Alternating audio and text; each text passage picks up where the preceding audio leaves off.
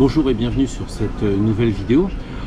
Traditionnellement, en astrologie, ce qui est demandé, c'est le thème des personnes. C'est bien rare qu'on trouve une autre forme d'expression, une autre forme de recherche de l'astrologie. Pourtant, les astrologues, eux, ont d'autres visions, d'autres visées. C'est-à-dire qu'ils vont faire le thème des pays, le thème des événements et bien sûr le thème des années à venir. Alors aujourd'hui, j'ai quand même eu quelque chose qui est très particulier, c'est une demande des entreprises. Très liée au business, cette astrologie, puisque la question qui se pose, c'est est-ce que moi, McDonald's, est-ce que moi, Coca-Cola, je suis bien sur mon chemin en fonction de mon thème de naissance, ou bien est-ce que je me suis fourvoyé? Donc aujourd'hui, une petite vidéo pour vous dire le rapport entre l'astrologie et le monde de l'entreprise.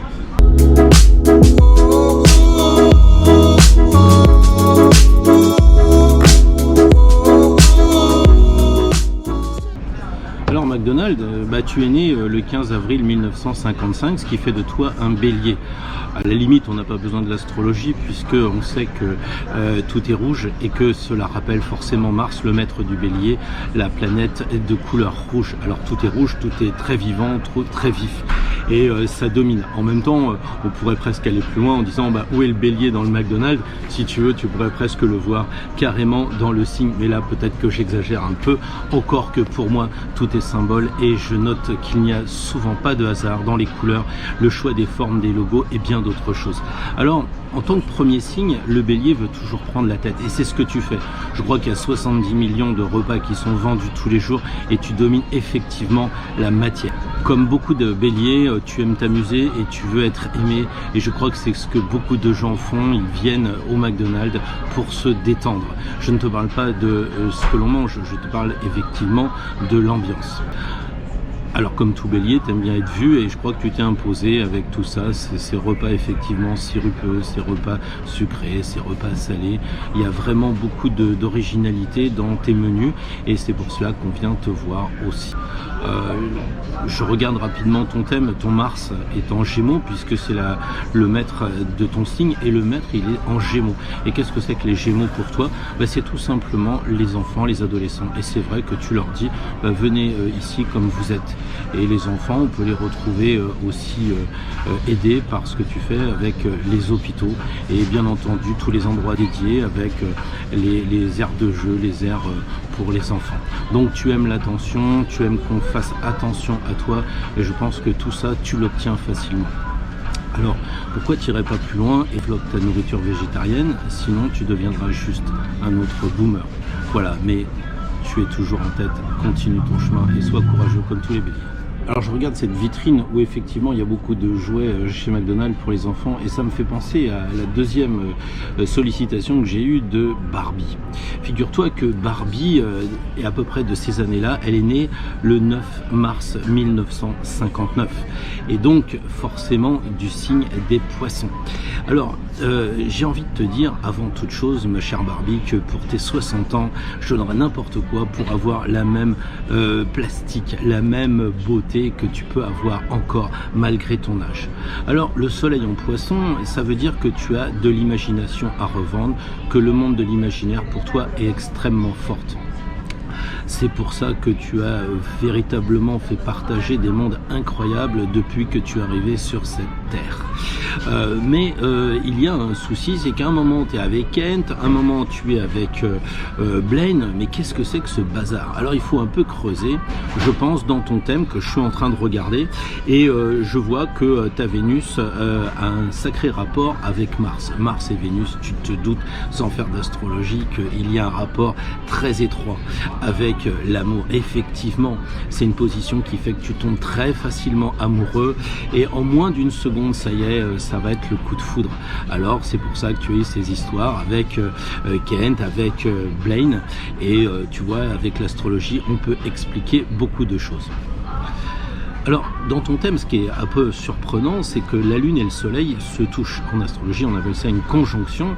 Et alors, du coup, en Poisson, ça fait que tu rêves un peu et que finalement, on te juge un peu superficiel. Mais toi, t'en as rien à faire de cette apparence. Ce qui t'intéresse, c'est de rêver.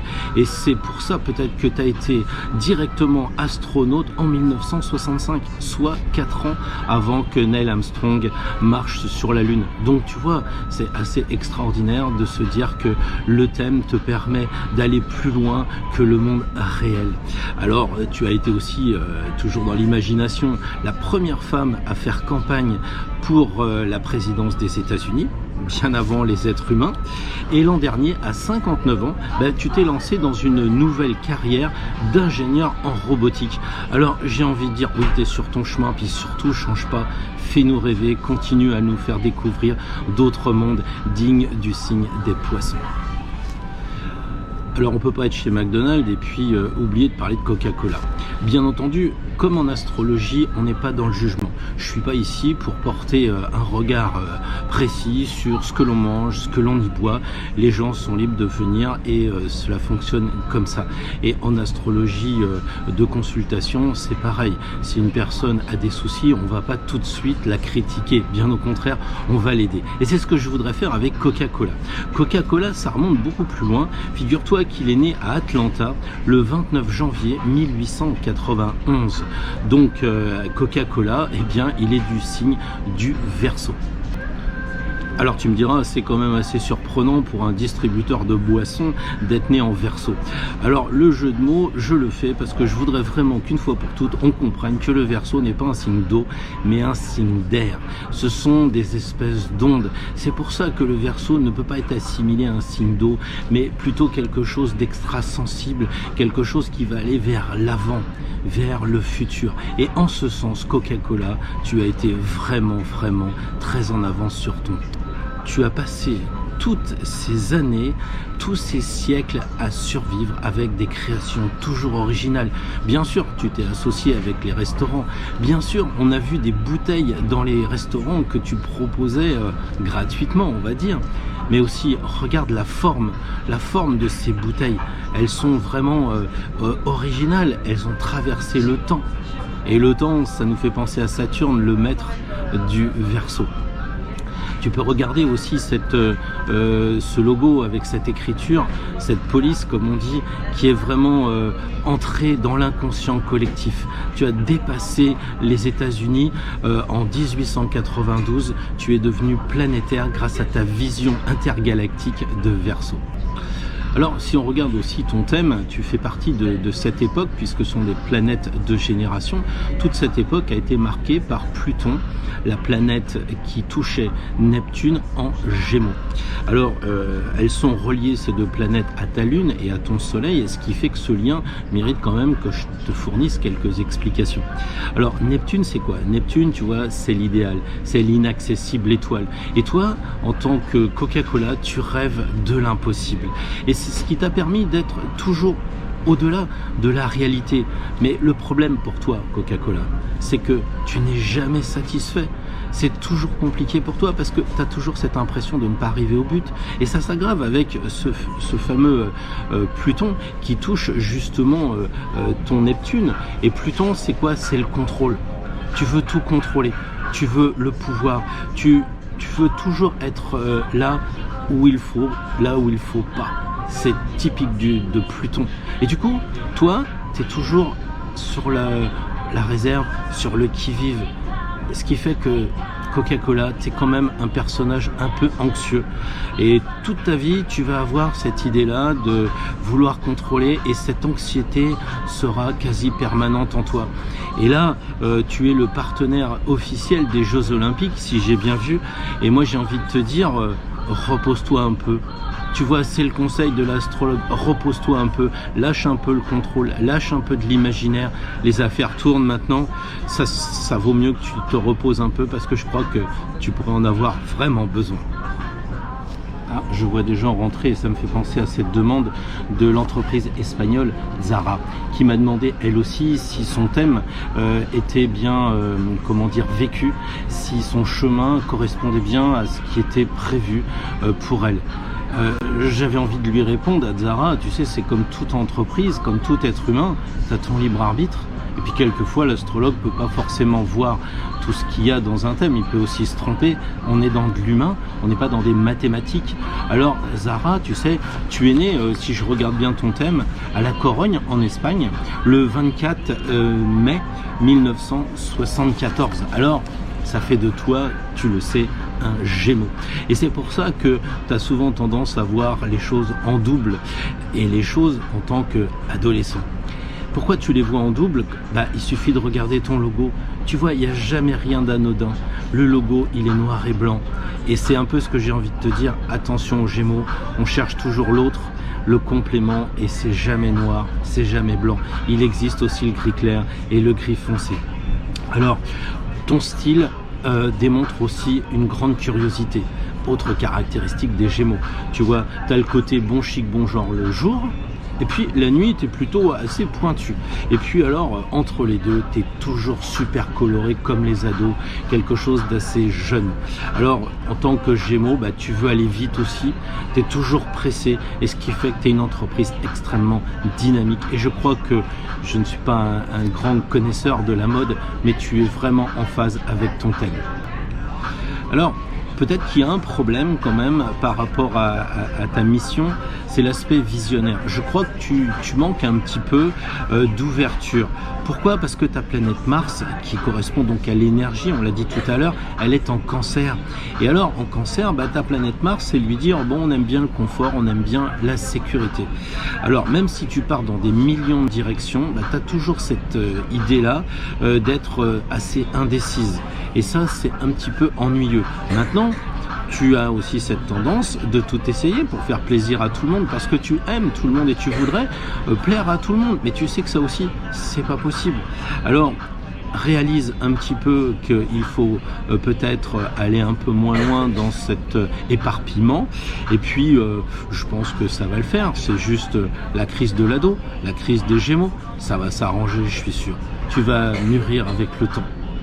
Alors il y a des jeunes qui viennent de rentrer et puis ça me rappelle cette entreprise qui s'appelle Suprême et qui m'a également sollicité pour voir si elle était en adéquation, chemin de vie, thème astrologique. Et je ne connaissais pas Suprême, j'ai donc dû aller voir, et c'est une entreprise qui fait des vêtements à la base essentiellement liés avec le skate. Je pense que tu connais parce que c'est quand même assez répandu parmi les jeunes, et donc ils se sont tout de suite liés avec un côté luxueux de la chose. Tu vois, ils se sont mis avec notamment Louis Vuitton en partenariat.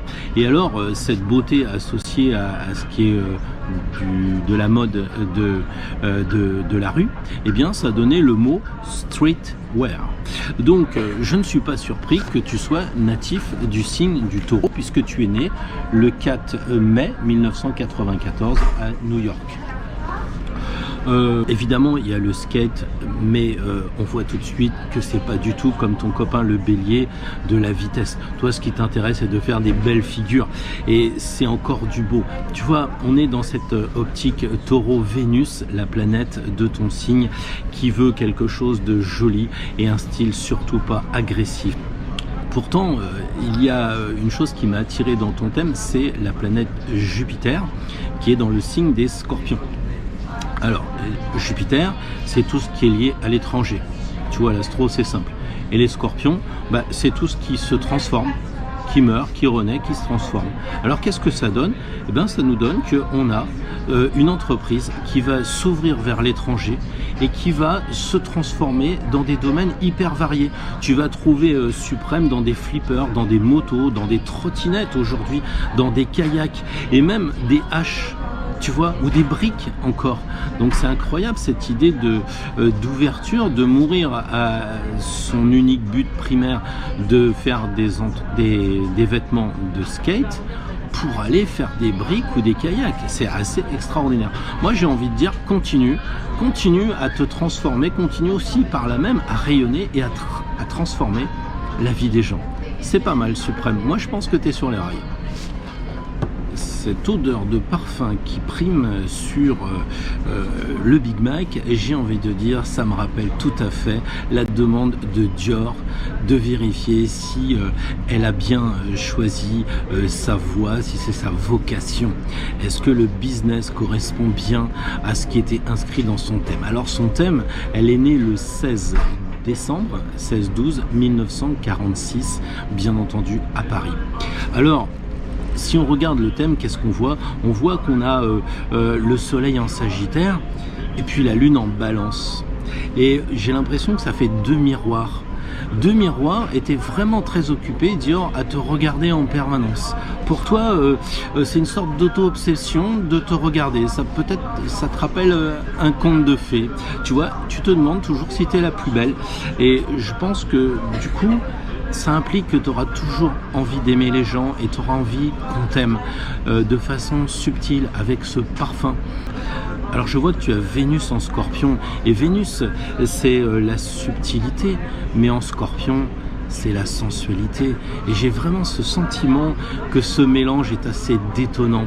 Pour moi, à la lecture de ton thème et de cette Vénus notamment, tu vas vouloir transformer ta façon d'aimer. On disait dans le signe précédent que le Scorpion était la transformation. Tu vas pas vouloir la routine, tu vas vouloir transformer l'amour. L'amour que tu donnes aux autres, l'amour que tu portes, mais aussi celui qu'on te donne. Et avec une Vénus en Scorpion, j'ai un peu peur que de temps en temps tu sois aussi un peu cruel. Ton soleil en Sagittaire fait quelqu'un de toi véritablement d'indépendant. D'un côté, tu vas tirer ta flèche vers l'immensité du ciel, tu vas viser les stars forcément, et de l'autre côté, ce cheval te donne un côté intrépide, le côté un peu Amazone. Et le Sagittaire correspond souvent à une personne qui aime diriger, qui aime commander. Alors pour le Sagittaire, le mot direction est super important, et je trouve ça génial que tu aies pu, Dior, donner la direction de la création pour la première fois à une femme, Maria Grazia Chiru, qui a eu pas cette place, qui a eu cet honneur, ce prestige, parce qu'on est quand même chez Dior, de pouvoir diriger une maison de cette envergure. Et c'est tout à ton honneur de Sagittaire, notamment, d'avoir dépassé les limites grâce à ta flèche qui va vraiment dans tout l'univers. Continue comme ça, Dior, ça roule. Alors heureusement, je vais pas passer toute ma journée au McDo, je vais rentrer tout à l'heure et probablement que je vais mater une petite série sur Netflix. Et Netflix, quand il m'a demandé quel signe il était, il n'y a eu aucun problème. Je lui ai dit, écoute Netflix, forcément tu es du signe de la Vierge.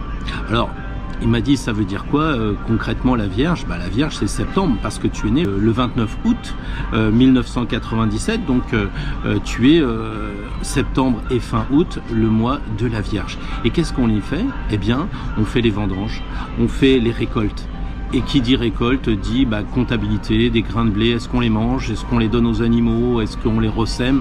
Et donc la Vierge, elle a ça, une organisation de fou. C'est l'organisatrice type du zodiaque. Et alors Netflix, quand tu regardes, tu vois la première page, tu as les films, les séries, les documentaires. C'est hyper calibré, c'est méticuleux, c'est millimétré. Alors, tu es attentif à chaque détail.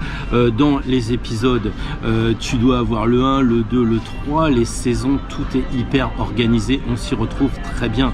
Et je pense que tu as vraiment trouvé ton chemin. Il y a aussi une autre chose, c'est que la Vierge, elle a une grande capacité en tant que signe de terre à garder son sang-froid. Et quand tu vois que les personnes écrivent en disant quoi, j'ai pas encore la saison 4 de tel personnage, de tel héros de ma série préférée, c'est inadmissible. Toi, tu gardes ton calme, tu es très flegmatique, tu dis rien.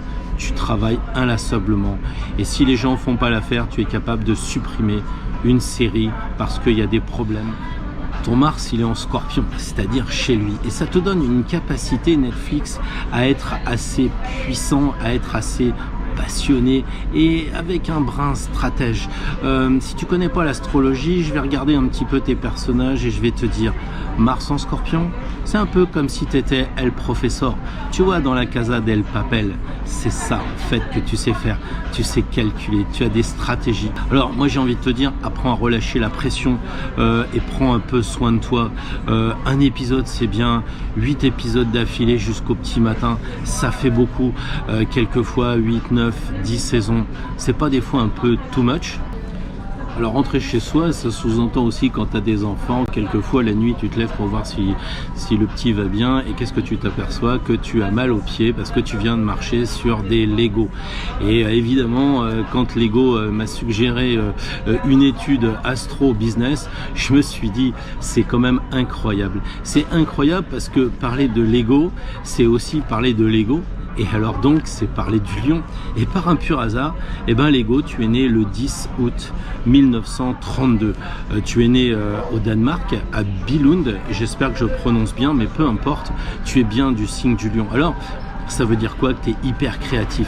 Il fallait une sacrée imagination pour imaginer toutes ces petites briques qui s'imbriquent avec toutes ces couleurs incroyablement variées et qui font rêver les enfants. Comme tous les lions, tu as été vraiment audacieux parce que tu es parti d'un concept assez simple pour aller de plus en plus loin, de plus en plus haut. Et tu as une lune qui est en Sagittaire. La lune, tu l'imagines, c'est la mère, c'est l'enfance. Et c'était tout à fait logique et cohérent que tu touches le monde des enfants. Et en Sagittaire, on l'a dit tout à l'heure, c'est l'étranger. Donc, quoi de plus naturel que d'exporter des jouets à l'étranger, des jouets qui touchent à l'enfance. Alors, parfois, ta quête de la perfection, ça c'est un peu le problème du lion, tu vois, tu veux être vraiment authentique, tout ça.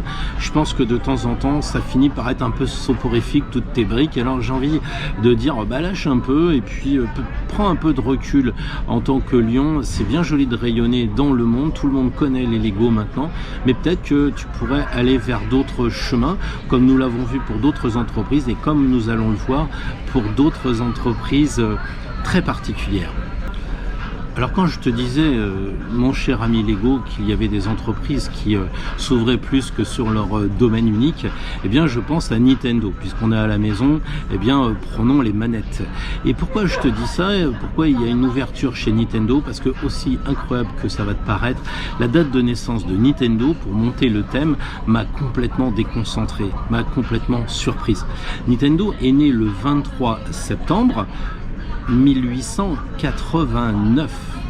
1889, t'as bien entendu. Tu te dis, mais c'est quand même assez incroyable. Nintendo est né à cette époque-là. Ouais. Nintendo est né à Kyoto, au Japon. Et elle a commencé cette entreprise en vendant des cartes. Elle a commencé donc en vendant des cartes à jouer et termine comme étant le roi du marché des vidéos en quelque sorte. Et ça c'est assez incroyable.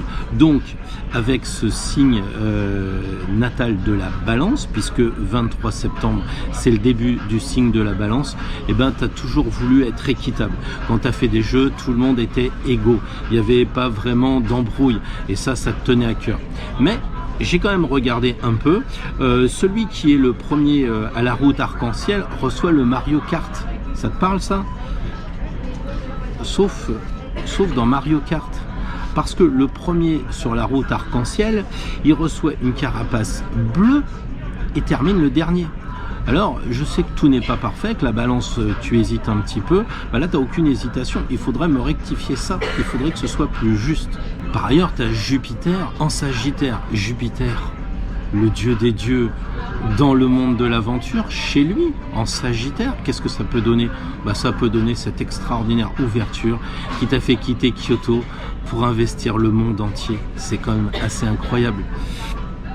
Tu es venu un explorateur, tu es devenu un explorateur, tu es devenu un aventurier et tu ne cesses de le faire puisque je ne sais pas si tu le sais, toi qui me regardes, mais Nintendo a lancé des marques de céréales, du riz instantané. Si ça c'est pas de l'aventure, alors moi je pense que tu es sur ton chemin. Go on baby, c'est tout ce que j'ai à te dire Nintendo.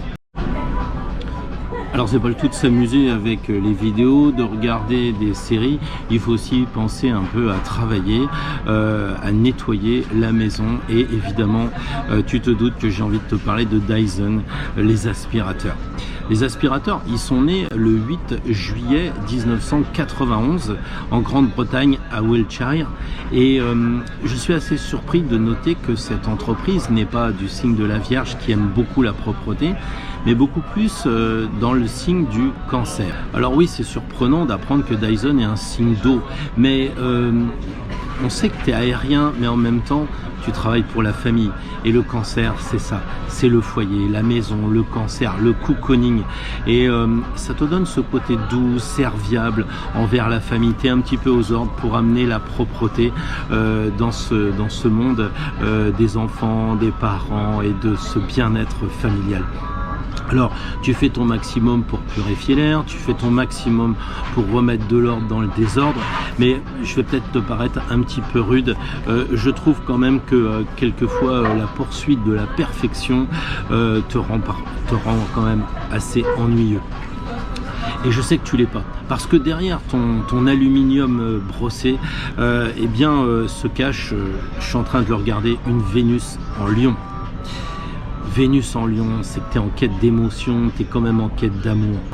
Fonce avec cette Vénus pour aller vers toujours plus d'amour et laisse tomber un petit peu ce Saturne en Verseau, parce que Saturne en Verseau c'est un petit peu quand même le complexe de supériorité et tu crois que tu vaux mieux que les autres et on le voit d'ailleurs dans les publicités, tu penses que tu es au-dessus. Essaye de ne pas compenser le sentiment de vide qui est en toi en étant toujours au service de la famille en tant que cancer. Ne va pas vers des mondes que tu ne pourrais pas maîtriser, celui du complexe de supériorité tout simplement. Voilà, donc ressaisis-toi un peu, reste côté famille Dyson et laisse tomber un peu le côté moderne et uranien du Verseau. Alors on peut pas parler de propreté de maison sans parler de rasoir. Évidemment, rasoir, franchement, c'était Bic. Alors j'étais super content quand Bic m'a dit alors mon thème astrologique ça donne quoi? 25 10 45 à Clichy 92, ça fait que tu es du signe du Scorpion. Alors le Scorpion, on l'a dit, c'est se transformer. Alors ça pour sûr, tu as su le faire. Tu étais au début un stylo, après tu es devenu un rasoir, tu es passé par le mode briquet, bateau, portable, franchement, s'il y en a bien qui sait mourir honnête, Bic, c'est toi. Parce que à 74 ans, tu es toujours aussi vivace, aussi plein d'énergie. Et puis alors, tu sais rester jeune. Pourquoi? Parce que tu as la lune en Gémeaux. On le sait, la lune, c'est tout ce qui touche l'enfance, et les Gémeaux, c'est tout ce qui touche l'adolescence. Donc tu sais rester jeune, tu sais t'adapter au fil des années. Et tu es l'icône de ces stylos, de ces briquets jetables depuis, 1950. Non mais t'es sérieux, t'as vraiment une capacité de régénération scorpionesque incroyable. Et puis alors, ces tubes, je m'en souviens, en cristal pour lancer des petites boulettes discrètement pour pas que les profs le voient, tu vois. Tout à fait Scorpion, tu m'as permis d'être un peu Scorpion et en même temps de me faire virer de l'école, mais ça c'est autre chose. Quelquefois il faut mourir pour renaître, y compris à l'école et à l'éducation nationale. Si moi j'ai transformé tes petits tubes de stylo en catapulte, je crois qu'il y en a d'autres qui ont encore de l'encre autour de la bouche parce que c'était assez rageant de vouloir enlever le petit opercule qui est au bout et puis il arrivait des accidents. Et on était jeunes avec ces bics et je crois qu'on l'est toujours et on aime encore aujourd'hui. En 2020, le légendaire bic de cristal, ça s'achète toujours, ça se vend toujours. Tu imagines depuis 1950, tu es indémodable et je te parle pas du fameux 4 couleurs, tu vois, le groove indémodable de ce stylo 4 couleurs. Ça c'est certain, tu es sur ton chemin Bic, toi tu sais renaître, tu es un exemple. Mais alors je sais, je mange au McDo, je regarde des séries, je joue un peu aux manettes, je passe un peu le bicelle, mais le boulot dans tout ça, le boulot dans tout ça, figure-toi que ça m'a été demandé indirectement par la grande société très récente, peut-être la plus récente de tous les thèmes qu'on a vus aujourd'hui, c'est LinkedIn. Elle est née à San Francisco un 28/12/2002 et donc LinkedIn est du signe du Capricorne. Elle s'occupe des carrières et quand tu regardes un zodiaque, devine où est le Capricorne, tout en haut, la carrière, l'ambition et ça, c'est sûr que LinkedIn, t'es au top pour ça. T'as vraiment trouvé ta mission de vie. Dans un même temps, en tant que Capricorne, tu es un signe de terre, donc tu es rationnel, efficace. Ça, c'est sûr que ça tourne. Mais franchement, je te regarde là. T'es pas un peu engoncé là dans ton costard cravate, toujours tiré à 4 épingles? T'as pas envie d'évoluer un petit peu? Je sais que c'est pas facile, je sais que c'est pas donné à tout le monde pour les natifs de ce signe, mais quand même, t'as pas essayé de vivre un petit peu? Car ton signe lunaire est en Scorpion. Alors, tu sais, regardez les fissures qui se cachent derrière les carrières des uns et des autres, tu sais, mais sourire dents blanches, ça va un peu, desserre ta cravate, respire, donne-toi le droit de ressentir quelque chose. T'as pas à être lié uniquement à la data ou à ton succès, tu mérites autre chose, t'as d'autres choses à voir. Alors pour moi, la vie, elle n'est pas à sens unique et surtout pas vers la carrière. Peut-être que tu devrais t'ouvrir davantage et te dire que la vie, c'est pas une to-do list sans fin à travailler, travailler, travailler. Bon sang, ouvre-toi, tu as d'autres possibilités dans ton thème. Mais si tu veux en savoir plus, il faudra qu'on ait une consultation en face à face. Là, c'était un petit peu les grandes lignes. C'est déjà pas mal, je crois. 12 entreprises, 12 signes astrologiques, chaque entreprise correspondant à un signe astrologique différent et j'ai voulu démontrer la cohérence qu'il y avait entre l'astrologie et le business. Je ne suis pas certain que ce soit du hasard parce que si vous allez plus loin, vous verrez que Yahoo et bien d'autres entreprises sont exactement dans la lignée de leur date de naissance. Après tout, si vous commencez à monter une boîte, ça vaut peut-être le coup de savoir à quel moment vous allez déclarer sa constitution, puisque c'est là que l'on verra à quel moment votre entreprise elle est née. Si jamais vous devez aller travailler dans une entreprise ou si votre entreprise doit collaborer avec une autre entreprise, ça vaudra peut-être le coup de voir s'il y a des compatibilités ou malheureusement des incompatibilités. Voilà, j'espère que cette démonstration vous aura plu. Comme d'habitude, si c'est le cas, un petit pouce bleu, ça encourage la chaîne. Et puis si vous avez des questions, si vous voulez aussi aller plus loin, n'hésitez pas à mettre des observations ou à vous rendre sur mon site pour que je vous donne un rendez-vous. À très bientôt et merci de m'avoir suivi sur cette chaîne. Au revoir.